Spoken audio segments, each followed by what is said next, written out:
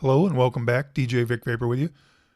Max for Live DNA effects course. In this tutorial we'll be focused on the buffer shuffler, and we're going to look at probably a bunch of different things we can do with it over a couple tutorials. But in this one specifically, I want to show you kind of the way you can use buffer shuffler as a step sequencer. So we'll go over here to audio effects, Max for Live audio effects.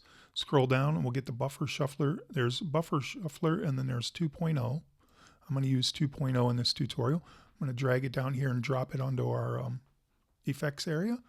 And we'll close this window out. And then I've got a loop here, just a basic little street beat loop. It looks like it's originally 4 bars long. I've kind of looped it down to 1 because we just need one bar for this tutorial. So let's go back in here to the shuffler. And you can see we've got currently, looks like 8 steps set up, but you've got a step wheel here that you can dial in all the way up to 32 if you like. I'm going to go back down to 8. And let's take a look here at a couple different things. Specifically, as a step sequencer, one of the cool things you can do when you play the actual loop is you can, depending on where you have your selections, you can hear the kick, hi-hat, snare, and different items like that. So let me start the loop and kind of show you what I'm talking about. As I go through, the bottom one will display kick sounds. The next one up, I'm not sure, but you'll hear them isolated as I go through here, and it's a way to look at it as a step sequencer. So let me show you how that works.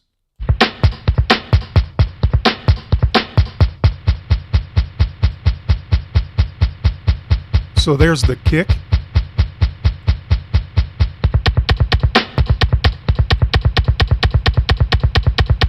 Sounds like the snare.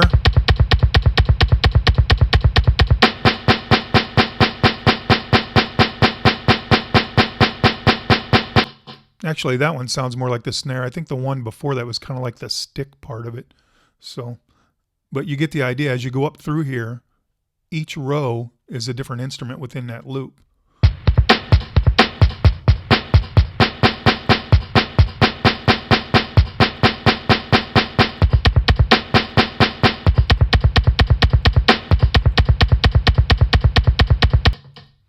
No real hi-hats or anything in there, but if there were, we would be able to isolate them. So that's a way to isolate individual sounds of your loop. Let me see if I can find a different flavor of loop here. We'll just see if we can find a basic, let me see here, maybe let's try a deep house.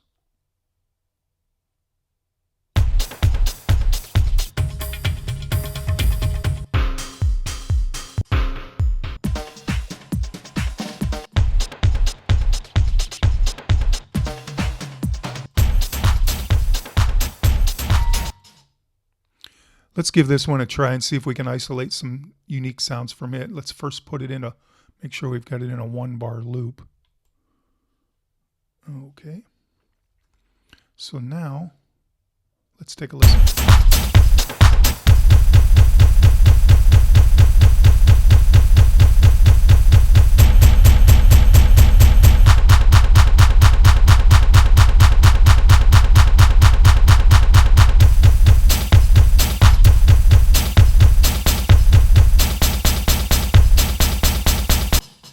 So you can see there that loop displays a little bit better how we can isolate different things, you know, as far as hi-hat, kick, snare, and all that fun stuff. So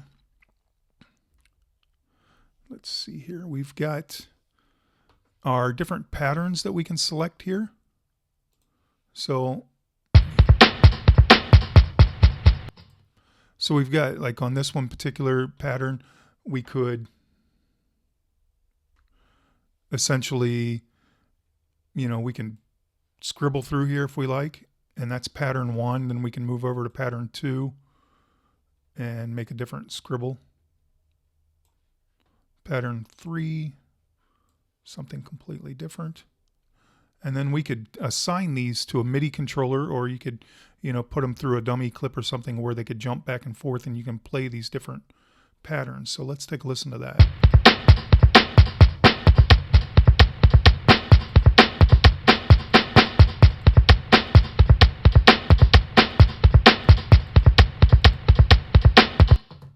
So pretty nice, effective way to kind of manipulate and scroll through different pattern settings within the buffer shuffler. You could also, for each pattern, if you chose, you could do auto, where it's going to automatically change at its whatever it decides to do next.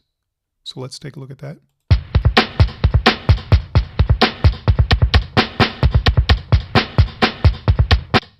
So it's automatically choosing a random pattern for that. Dice is, if you hit dice, it's going to change according to whatever selection you have in this drop down here. Currently it's at random, so every time I hit dice, it's going to randomly choose a new pattern for us. Let's take a listen.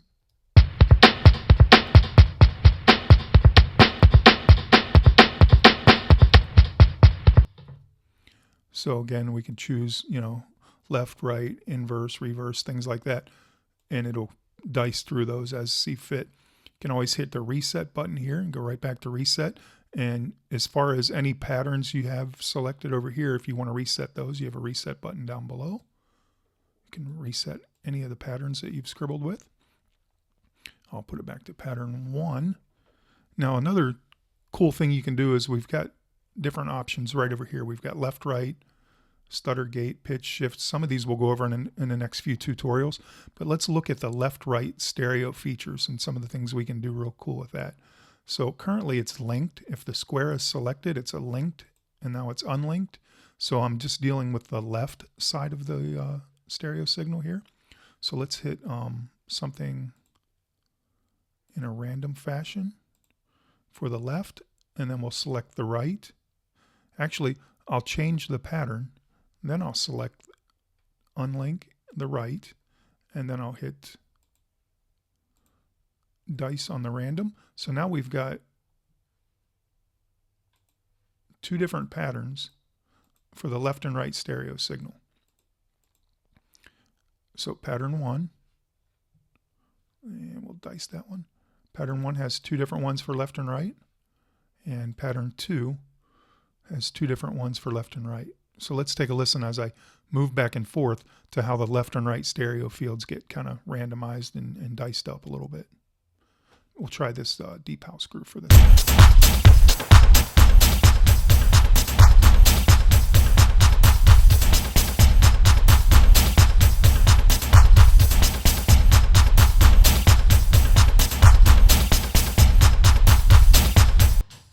So if you listen real close there, you can hear the left and right speakers completely different from each other in a random way. Really, really cool way to take advantage of this buffer shuffler. So I'm going to reset everything, and we'll go on into the next tutorial here, and we'll take a look at some other features and other things we can do with the buffer shuffler. All right, see you in the next tutorial.